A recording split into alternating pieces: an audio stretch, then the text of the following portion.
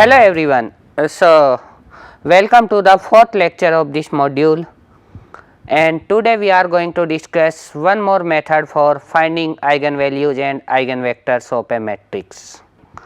So, in the last lecture we have discussed Jacobi method for finding eigenvalues for a symmetric matrix, and there we have used the similarity transformation in such a way a similar matrix found corresponding to the given matrix, and that similar matrix is just a diagonal matrix where the eigenvalues are the diagonal elements. Like Jacobi method was restricted up to symmetric matrix only, today we are going to discuss a method which is applicable to any square matrix. However, again we are having some conditions to apply power method, which is we are going to discuss today, and we will discuss about those conditions. So, first of all, let A be a square matrix of order n. The eigenvalues are calculated just by solving the characteristic equation, which is given as lambda raised to power n plus some constant C n minus 1 lambda raised to power n minus 1 and so on. So, it is a n degree polynomial in lambda, and zeros of this polynomial will give you the eigenvalues. Let us say eigenvalues are lambda 1, lambda 2, lambda n, where some of them may be equal or repeated. We will say that lambda 1 is a dominant eigenvalue of A if this condition is satisfied, means the absolute value of lambda 1 is greater than rest of the absolute values of rest of the eigenvalues, that is mod of lambda 1 greater than mod of lambda I for I equals to 2, 3 up to n. And if this condition holds, lambda 1 is the dominant eigenvalue and the corresponding eigenvector is called dominant eigenvector of A. So, for example, if I take this 2 by 2 matrix, so the characteristic polynomial of this matrix is lambda square plus 3 lambda plus 2, which is having zeros as lambda 1 equals to minus 1 and lambda 2 equals to minus 2. So, the eigenvalues are minus 1 and minus 2 for this matrix. Now, if we see that absolute value of minus 2 is greater than absolute value of minus 1, hence minus 2 is the dominant eigenvalue of this matrix and corresponding eigenvector is 3, 1. Now, what are the conditions to apply power method? First of all, eigenvalues can be arranged in the following way, that is, the dominant eigenvalue should be there for the matrix and there should not be any repetition of dominant eigenvalue. For example, if we are having a 3 by 3 matrix, there should be one dominant eigenvalue which is not equals to other. For example, if A is 3 by 3 and we are having eigenvalues minus 5, 3 and 2, then here minus 5 is clearly dominant eigenvalue. But if we are having eigenvalues like minus 5, 5 and 4, here we cannot apply power method as such and we will not be able to find out the eigenvalue, because here the dominant eigenvalue is minus 5 as well as 5 and it is repeated. So, here lambda 1 is not strictly greater than the rest of the eigenvalues in terms of absolute value. The second condition is, which is again very important, that the matrix A should have n linearly independent eigenvectors. It means A should be similar to a diagonal matrix if we talk in terms of similarity transformation. So, with these two conditions, let us derive the power method.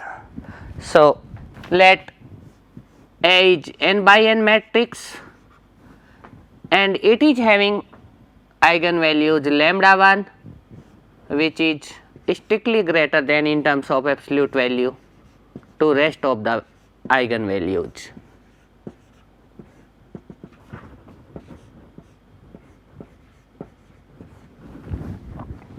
Moreover, we are having eigenvector as V1 corresponding to lambda 1, V2 corresponding to lambda 2 and Vn corresponding to lambda n. And here we are assuming that V1, V2, Vn are linearly independent. So, if these vectors are linearly independent, then any vector V from the vector space Rn can be written as the linear combination of these eigenvectors. So, if V belongs to Rn, or if matrix is from the field of from the complex number, then from the Cn. So, if V is from Rn, then we can write V equals to C1 V1 plus C2 V2 plus Cn Vn. Here C1, C2, Cn are scalars. Now, if I multiply by matrix A in this equation, I will get in the left hand side A into V and then C1 A into V1 plus C2 A into V2 plus Cn A into Vn. As we know that V1 is an eigenvector corresponding to eigenvalue lambda 1 for the matrix A. So, I can write C1 lambda 1 V1. Similarly, this term I can write lambda 2 V2 plus Cn lambda n Vn. Or if I take lambda 1 common from the right hand side, I can write C1 V1 plus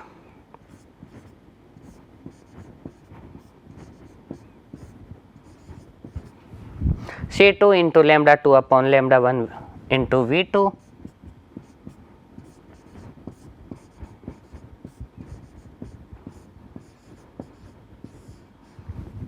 So, this is equals to AV. If I multiply one more time by the matrix A, in this equation I will get A square V in the left hand side and this will become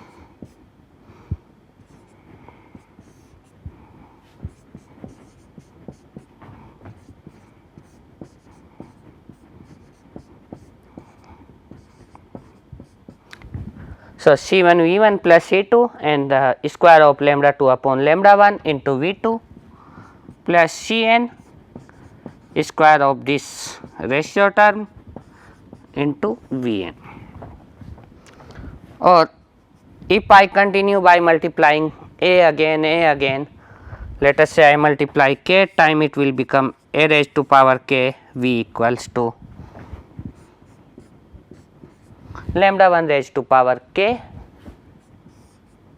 into C1 V1 plus C2 lambda 2 upon lambda 1 raised to power k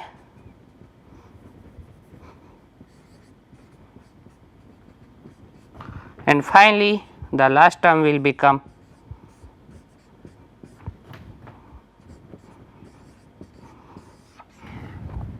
now look at this equation. Here we are having in the this term lambda 2 upon lambda 1. Similarly, in the next term we will be having lambda 3 upon lambda 1 and so on. Here our assumption is that lambda 1 is the dominant eigenvalue. It means that this particular term lambda 2 upon lambda 1 will be less than 1. Similarly, lambda 3 upon lambda 1 will be less than 1 and up to lambda n upon lambda 1, which is again less than 1. So, when k is tending to infinity, my ak v will become lambda 1 raised to power k into C1 V1. It means I can find out lambda 1 as limit k tending to infinity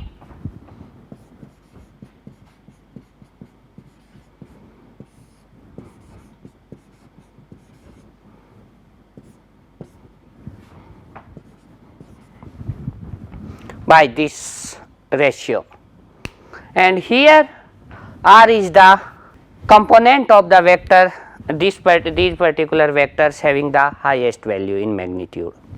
So, this will give me dominant eigenvalue, and since we are using various powers of A, that is why we are saying it the power method.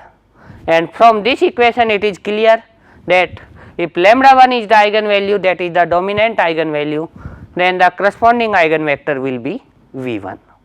So, with this I can talk about the convergence of this power method. So, if lambda 2 upon lambda 1 and absolute of this ratio term is less than 1, the rate of convergence is fast. Moreover, whatever will be the means, if it is quite small than 1, the method will converge faster. If it is close to 1, this ratio term, the method will converge slowly. As we know that power method is an iterative method, because each time we are starting with the initial solution V0, then we are finding V1 as A of V1, then V2 will be A of V3 will be A of V2, and so on until unless it will not converge. So, there should be some stopping criteria, and the stopping condition is if in the two successive iterations lambda is less than a given threshold, okay, in terms of 10 raised to power minus 3 or minus 5, whatever accuracy you want in your method, or the maximum component in two successive vectors Vk plus 1 and Vk, and difference of this which is having the maximum value is less than a given threshold. Moreover, to control the round off error, the vector is normalized before pre-multiplying by A, so that the largest element remains unity. For example, if you start with 1 1 1 and after multiplying with A, you are getting, let us say, some vector 2 3 4. So, what I will do? I will normalize it in such a way that the biggest component of this V2 vector, that is 4, should become 1. So, that vector will become 2 by 4, 3 by 4 and 1. If we talk about eigenvector, so we start with V0 as the initial vector, and the condition is that this V0 should not be orthogonal to vector V1. So, and it should be a non-zero vector obviously, because we are finally converging, this particular vector is converging to the eigenvector. So, yk plus 1 equals to A of Vk, then I will find out Vk plus 1 as yk plus 1 upon mk plus 1, and as I told you, where mk plus 1 is the largest element in yk plus 1 in magnitude. So, in this case lambda 1 will be limit k tending to infinity yk plus 1 r upon vkr. Finally, Vk plus 1 will be the required eigenvector corresponding to lambda 1. Let us take an example of this method. Just consider this 3 by 3 matrix and let the initial column vector be 1 1 1. So, first of all I will find out V1, V1 will be A into V0, A is this 3 by 3 matrix, V0 is 1 1 1, this column vector. After multiplying, I am getting another column vector which is V1, 2 minus 1 and 0. Now, what I will do? First of all, I will find out from V1 to Y1, and Y1 will be, I will see which is the biggest component in this vector in terms of absolute value, and here it is 2. So, I will divide this V1 by 2. So, Y1 will become 1 by 2, 1, 0.5, 0. So, here I can say that in this iteration my eigenvalue is 2 and the eigenvector is 1 minus 0.5, 0. Then I will calculate V2, V2 will be A into Y1, and A into Y1 when I will calculate it, it will become 3.5 minus 4.5. Again I will divide this vector by 4, so that this term will become 1 minus 0.8751 and minus 0.125. So, here in this iteration eigenvalue, the approximation of eigenvalue is minus 4. So, just look, in first iteration it was 2, in the second iteration it is coming minus 4, and similarly we are getting a deviation in eigenvector. In the third iteration eigenvalue becomes 6.125, that is the approximation, and y3 becomes minus 0.9181 and minus 0.1837. So, we are not getting any sign of convergence so far in 3 iterations. However, if we go up to 14 iterations, what we found that the approximate of eigenvalue which I am getting in 14th iteration minus which I am getting in 13th iteration, that absolute difference between these two is less than 10 raised to power minus 4, and hence the power method converges to eigenvalue 5.4773, which is the dominant eigenvalue of the given matrix, and the corresponding eigenvector becomes minus 0.40371 and minus 0.2233. There are some advantages or limitations of this method. The first one is, if the initial column vector V0 is an eigenvector of A other than the dominant eigenvector, then the method will fail, since the iteration will converge to wrong eigenvalue. Moreover, the speed of convergence depends on the ratio magnitude of dominant eigenvalue lambda 1 upon magnitude of the next largest eigenvalue. If the ratio is small, the method will converge slowly. The power method only gives one dominant eigenvalue at a time. Okay? I will tell you how can we find out other eigenvalues using this method. So, as I told you, there are some limitations. When I told you the assumption for applying this method, I told you that there should be a dominant eigenvalue. If this is not the case, what will happen? Whether the method will converge or not. Let us see it with an example. So, if I take a 2 by 2 matrix, let us say 1, 1, 0, minus 1.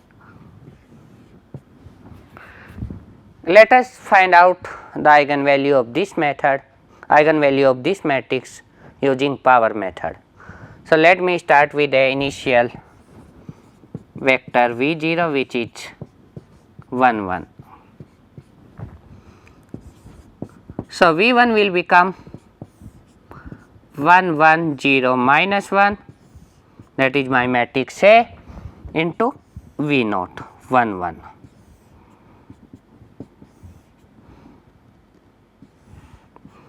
So, 1 plus 1, 2 and minus 1. Now, I will calculate 2, V2 will become A of V1. So, it is 1, 1, 0, minus 1 into 2 minus 1.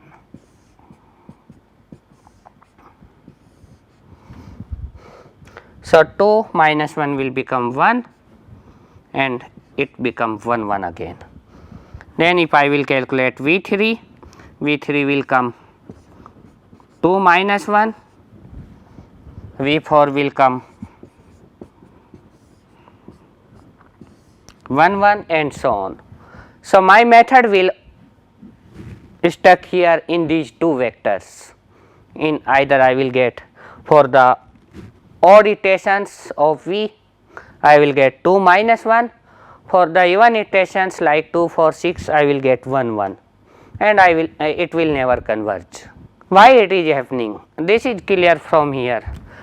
If you see the eigenvalue of this matrix, it is an upper triangular matrix, and here eigenvalues are 1 and minus 1,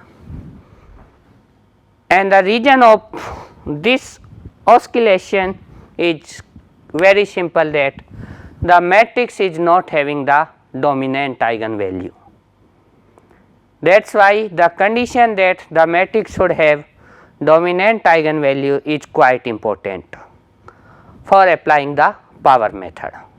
Up to now we have seen that using the power method we can calculate only dominant eigenvalues and corresponding eigenvector. Suppose I want to calculate other eigenvalues also.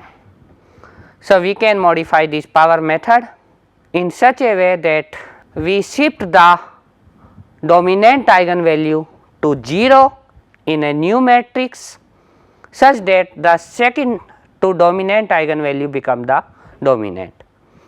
For example, if you are having eigenvalues lambda 1, lambda 2, lambda 3, if lambda 1 is dominant, what we will do? We will shift this lambda 1 to 0 in some other matrix such that the lambda 2 becomes the dominant, and then in this new matrix we will apply the power method. So, this method is called method of deflation and it is based on deflation theorem. So, how it works? So, once you calculate the dominant eigenpair, that is lambda 1 V 1 of a matrix A, you will calculate the, or you want to calculate lambda 2. Here, so I will take an example of symmetric matrix, but it can be generalized for any other matrix also. So, if A is a symmetric matrix, then it can be proved that if U 1 is V 1 upon mod of V 1, then A 1 is A minus lambda 1 U 1 transpose has eigenvalues 0, lambda 2, lambda 3, lambda n, and the eigenvector of A 1 will be the same as of A. So, this is one of the result of deflation theorem.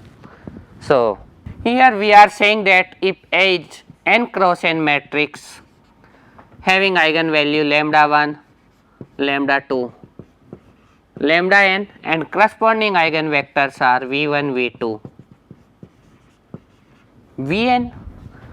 Now, and also we are assuming that lambda 1 is the dominant eigenvalue.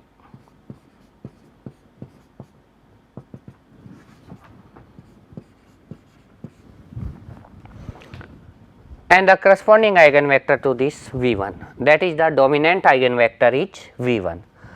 Now, I am saying if A is a symmetric matrix, I can calculate a new matrix A 1, or let us say it B, which is A minus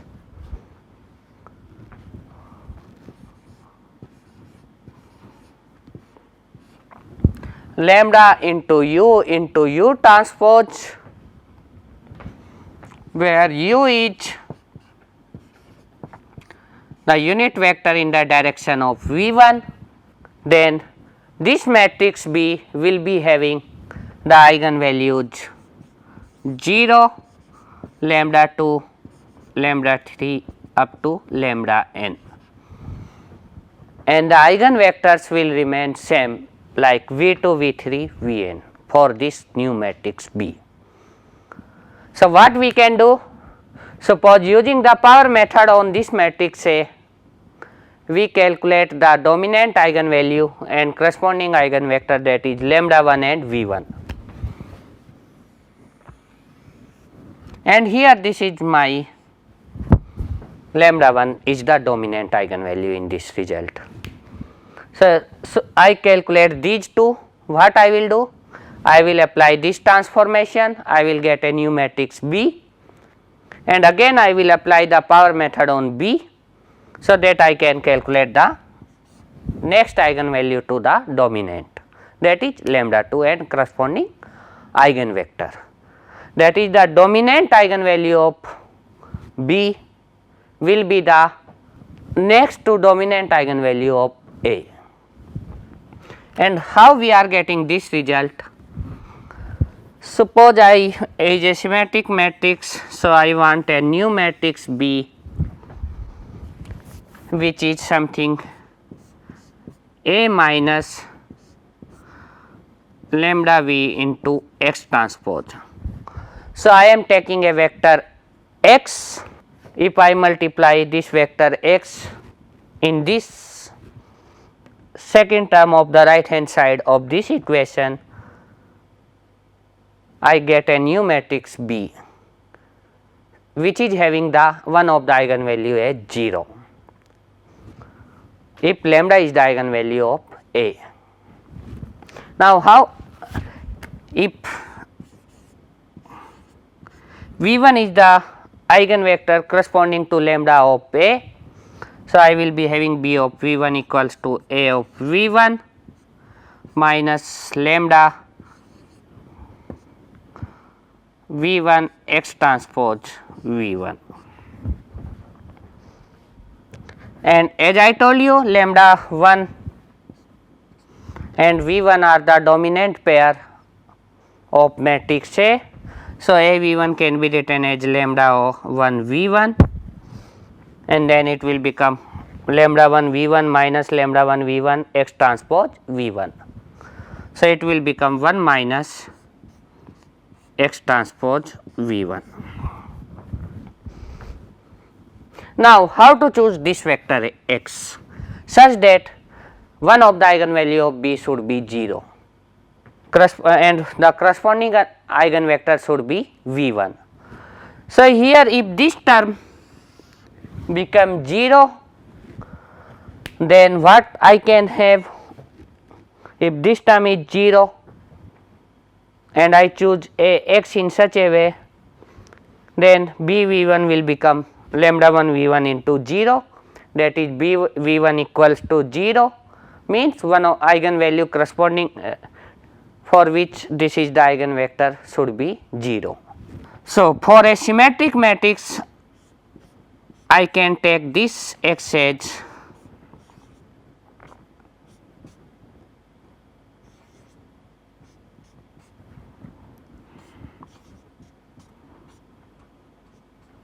this one. So, that my this becomes u and lambda 1 u transpose, this becomes the deflation transformation. Let us check this with one of the example. Again I am taking a 2 by 2 matrix, and now my question is find all the eigenvalues of this matrix using power method together with method of deflation.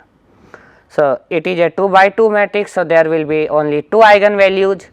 One of the eigenvalue, that is the dominant eigenvalue, we can calculate using the power method, and the other one we will use the method of deflation in power method.